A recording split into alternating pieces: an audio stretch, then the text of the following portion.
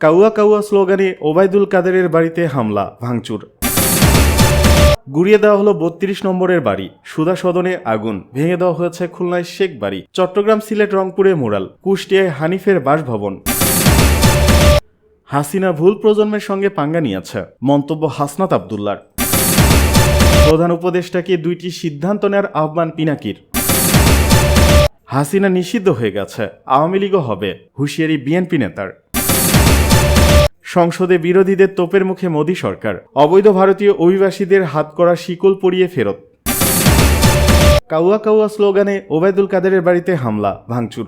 বাংলাদেশ আওয়ামী লীগের সাধারণ সম্পাদক ওবায়দুল কাদেরের বাড়িতে হামলা চালিয়েছে বৈষম্য বিরোধী ছাত্র আন্দোলনের নোয়াখালী জেলার সদস্যরা। আজ বৃহস্পতিবার দুপুরে ১টায় কোম্পানীগঞ্জ উপজেলার বসুরহাট পৌরসভার ১ নং ওয়ার্ডের বড় রাজাপুর গ্রামের মিয়াবাড়িতে হামলা চালান তারা। এ সময় তাদের নারায়ে তাকবীর কাউয়া কাদের স্লোগান দিতে দেখা যায়। এই প্রতিবেদনটি লেখা পর্যন্ত দুপুরে ১টা৫০ হামলা চলমান রয়েছে। জানা যায়, আজ সকালে বৈষম্য বিরোধী ছাত্র আন্দোলনের নোয়াখালী জেলার নিজস্ব ফেসবুক পেজ থেকে এই হামলার ঘোষণা দেওয়া হয়। এতে লেখা হয়, নোয়াখালীর বিপ্লবীরা বুলডোজার নিয়ে প্রস্তুত থাকুন, মার্চ টু কাউয়া কাদেরের বাড়ি, আজ বেলা ১১টা। সরেজমিনে দেখা যায়, আন্দোলনকারীরা কেউ বাড়ির ছাদে, কেউ বাড়ির ভেতরে, আবার কেউ বাড়ির সামনে অবস্থান করছেন। তারা নারায়ে তাকবীর কাউয়া কাউয়া সহ বিভিন্ন স্লোগান দিচ্ছে।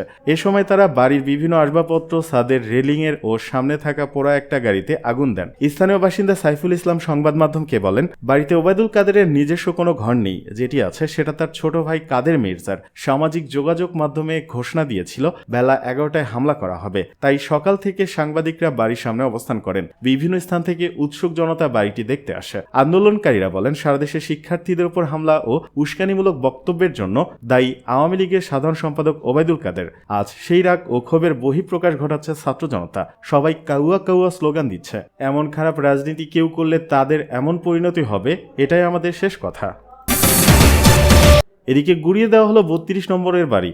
সুধা সদনে আগুন, ভেঙে দেওয়া হয়েছে খুলনায় শেখ বাড়ি। চট্টগ্রাম, সিলেট, রংপুরে মুরাল, কুষ্টিয়ায় হানিফের বাসভবন। রাজধানী ধানমন্ডি ৩২ নম্বর সড়কে শেখ মুজিবুর রহমানের বাড়ি জাদুঘর বুলডোজার দিয়ে গুড়িয়ে দিয়েছে বিক্ষুব্ধ ছাত্র জনতা। গতকাল রাত ৮টা থেকে শুরু হওয়া ভাঙচুর কার্যক্রমের এক পর্যায়ে আগুন ধরিয়ে দেওয়ার পর বুলডোজার দিয়ে গুড়িয়ে দেওয়া হয়। একই সঙ্গে ধানমন্ডিতে বাসভবন সুধা সদনও ভাঙচুর করে বিক্ষুব্ধ জনতা। বুধবার রাতে নিষিদ্ধ ঘোষিত সংগঠন ছাত্রলীগের ভার্চুয়াল অনুষ্ঠানে যুক্ত হয়ে গণ-অভ্যুত্থানে ক্ষমতাচ্যুত স্বৈরাচার শেখ হাসিনার বক্তব্য দেওয়ার প্রতিবাদে ধানমন্ডি ৩২ নম্বরে বাড়ি গুড়িয়ে দিয়েছে বিক্ষুব্ধ জনতা। আজ বৃহস্পতিবার সকালে সরেজমিনে গিয়ে দেখা গেছে, রাত থেকে চলা কর্মসূচি কিছু সময়ের বিরতি দিয়ে সকালে আবারও শুরু হয়। রাতে অর্ধেক ভেঙে দেওয়া বাড়িটির বাকি অর্ধেকও গুড়িয়ে দেওয়ার কাজ চলছে। হাসিনা ভুল প্রজন্মের সঙ্গে পাঙ্গা নিয়েছে, মন্তব্য হাসনাত আবদুল্লার। জুলাই আগস্টে হত্যাযজ্ঞ চালিয়ে ভারতে পালিয়ে যাওয়া বাংলাদেশের সাবেক প্রধানমন্ত্রী শেখ হাসিনাকে হুঁশিয়ারি দিয়েছেন বৈষম্য বিরোধী ছাত্র আন্দোলনের আহ্বায়ক হাসনাত আবদুল্লাহ। তিনি বলেছেন, হাসিনা, তুমি ভুল প্রজন্মের সঙ্গে পাঙ্গা নিয়েছ।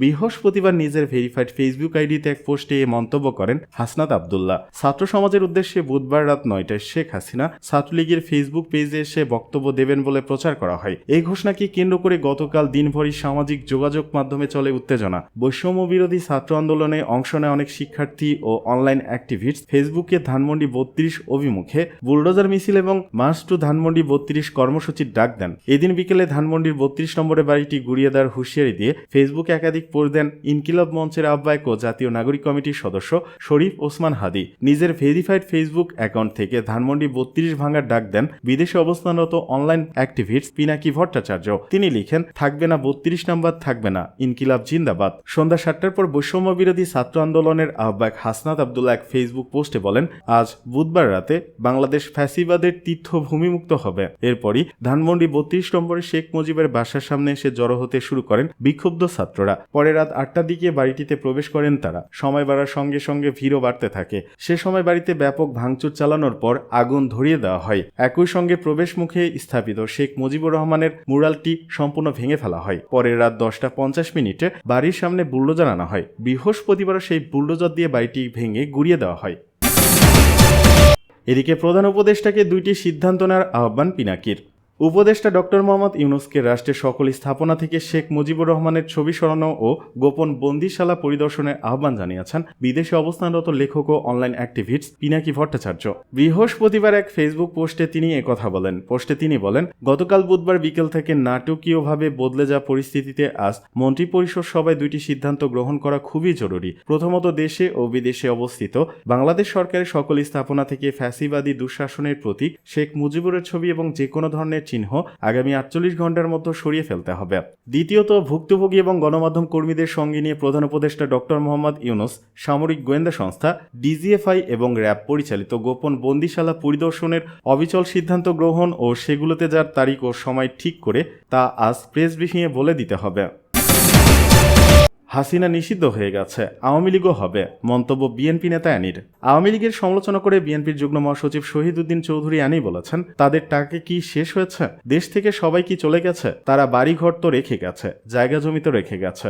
গতকালের চিত্র তো সবাই লাইভ দেখেছেন। এটা সেন্টিমেন্ট, এটা সেন্টিমেন্টের বহিঃপ্রকাশ। তিনি বলেন, এদেশে ছাত্র জনতার আন্দোলন ফ্যাসিবাদ ও আওয়ামী লীগের দুঃশাসনের বিরুদ্ধে, হাসিনার বিরুদ্ধে, ষড়যন্ত্রের বিরুদ্ধে সেন্টিমেন্ট, আর সেটি জাগ্রত হয়েছে। তারা যে অত্যাচার নির্যাতন করেছে তার জন্য হাসিনা নিষিদ্ধ হয়ে গেছে, আওয়ামী লীগও নিষিদ্ধ হবে। আজ বৃহস্পতিবার দুপুরে লক্ষ্মীপুর পৌর শহীদ স্মৃতি একাডেমির বার্ষিক ক্রীড়া প্রতিযোগিতার পুরস্কার বিতরণ অনুষ্ঠানে প্রধান অতিথির বক্তব্যে তিনি এসব কথা বলেন। অ্যানি আরও বলেন, এই হাসিনা খুন করেছে, খুনের হুকুম দিয়েছে, অত্যাচার করেছে, নির্যাতন করেছে, লুটপাট করেছে। সেই হাসিনার বিচার কি তাহলে হবে না? না, এই সুযোগ বাংলাদেশের মাটিতে বিএনপি দেবে না। একটা নির্বাচন যদি হয়, যদি বিচার হয়, অটোমেটিক আমাদের যে সেন্টিমেন্ট, সংসদে বসে জনগণের সমর্থন নিয়ে আলাপ আলোচনার ভিত্তিতে অফিসিয়ালি নিষিদ্ধ করা, এটি আমাদেরও দাবি। এটা আমরা চাই না। আমরা ছাত্র জনতার আন্দোলনে ছিলাম, জেল খেটেছি। সুতরাং সবাই মিলে আমাদের নেক্সট টার্গেট এই প্রজন্ম ও শিক্ষার্থীদের জন্য আমাদের একটি সুন্দর বাংলাদেশ গড়তে হবে। এই ওয়াদা ও টার্গেট নিয়ে আমরা মাঠে নেমেছি।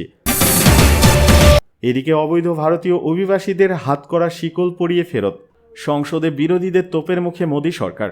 বৈধ কাগজপত্র না থাকায় হাতকড়া ও পায়ে শিকল পরিয়ে প্রথম দফায় আমেরিকা থেকে ফেরত পাঠানো হয়েছে 104 জন ভারতীয়কে। তারা সেখানে অবৈধভাবে বসবাস করছিলেন। এদের মধ্যে পাঞ্জাব, গুজরাট এবং মহারাষ্ট্রের বাসিন্দারা রয়েছেন। তবে ওয়াশিংটন যেভাবে প্রত্যাবাসন প্রক্রিয়া সম্পন্ন করছে তা নিয়ে মোদী সরকারের সমালোচনা শুরু করছে ভারতের বিরোধী দলের নেতারা। উদ্ভূত পরিস্থিতিতে বৃহস্পতিবার বিকেলে সংসদে ভারতের পররাষ্ট্রমন্ত্রী এস জয়শঙ্কর বলেছেন, অবৈধ অভিবাসীদের প্রত্যাবাসন যুক্তরাষ্ট্রের নতুন কোনো পদক্ষেপ নয়। গত কয়েক বছর ধরেই এই প্রক্রিয়া চলমান। বিরোধীরা এ বিষয়ে জয়শঙ্করের বিবৃতি দাবি করেন।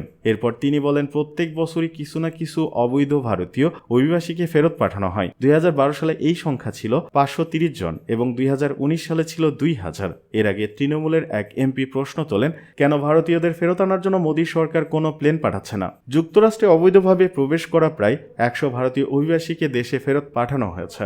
একটি মার্কিন সামরিক বিমান ওই অবৈধ অভিবাসীদের নিয়ে পাঞ্জাবের একটি বিমানবন্দরে অবতরণ করে। স্থানীয় সময় গত মঙ্গলবার রাতে টেক্সাস থেকে যাত্রা করে ওই সামরিক বিমানটি।